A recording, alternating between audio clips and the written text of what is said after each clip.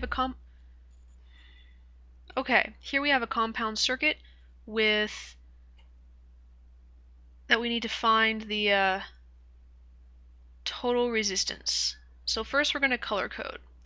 So all of this is the same voltage. All of this is the same voltage. And all of this is the same voltage.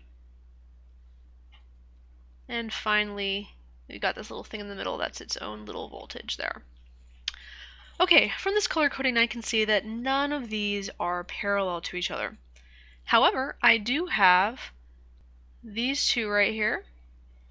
They are in series because I can trace a line from the 2 ohm to the 4 ohm resistor without passing any choices, no other paths. I only have one path. So since these are series, I can just add them. So together, this makes 6 ohms. Now, this 6 ohm resistor and the other 6 ohm resistor both go from blue to pink. Blue to pink. So they are in parallel.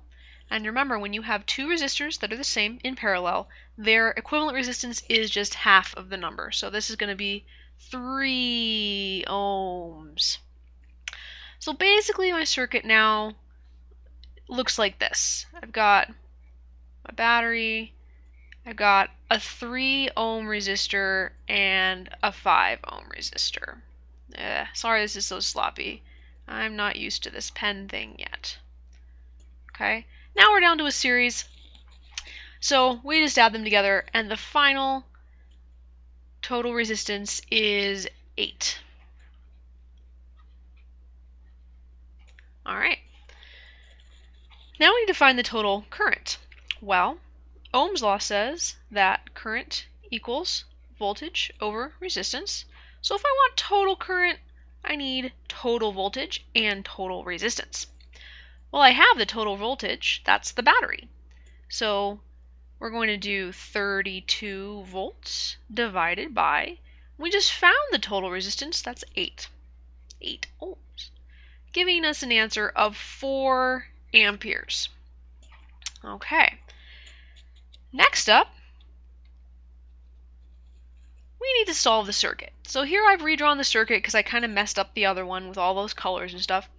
And I've made a little grid for us to put the answers in.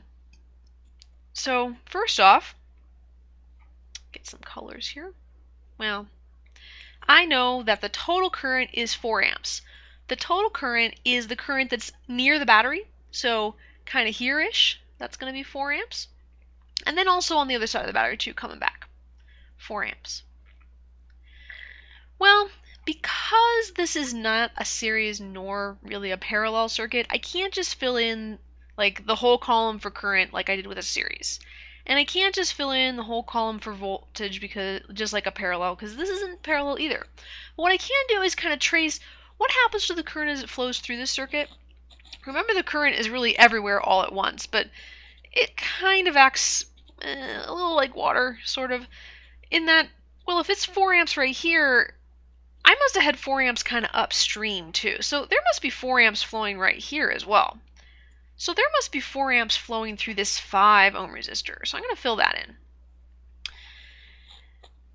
Notice I'm starting on the bottom. You don't have to start from the top and work your way down. You just start wherever you can get the answers. Now that I have the resistance and the current of the 5 ohm resistor, I also know that voltage equals current times resistance. So 4 times 5, this is going to be 20 volts. So the voltage drop across this resistor is 20 volts.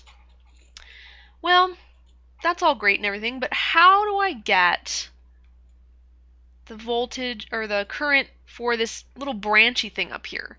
I mean, I know the 4 has to split up. Some has to go down this way, some has to go this way. But how much each way? Turns out that we can do a little shortcut on this one. because the top branch has a total resistance of 6 ohms and the bottom branch has a total resistance of 6 ohms, the current is going to split up evenly. If it's got the same amount of resistance on both branches, the current will split up evenly. So I know 2 amps is going to go this way and 2 amps is going to go this way, which means that 2 amps is going to keep on flowing. It'll go through the 2 ohm resistor and through the 4 ohm resistor. Oops, sorry, 2 amps. There we go. So I can just fill these in. There's 2 amps going through this one, 2 amps going through this one, and 2 amps going through this one. And then use the voltage equals current times resistance to find the voltage. 6 times 2 is 12, 2 times 2 is 4, and 4 times 2 is 8. There we go. Now, what if they hadn't been split up evenly, though? We could also find the voltage drop across this resistor, because I know that I need to have the same, I need to have the same 32 ohms drop no matter what path I take. So for instance, I could take this path,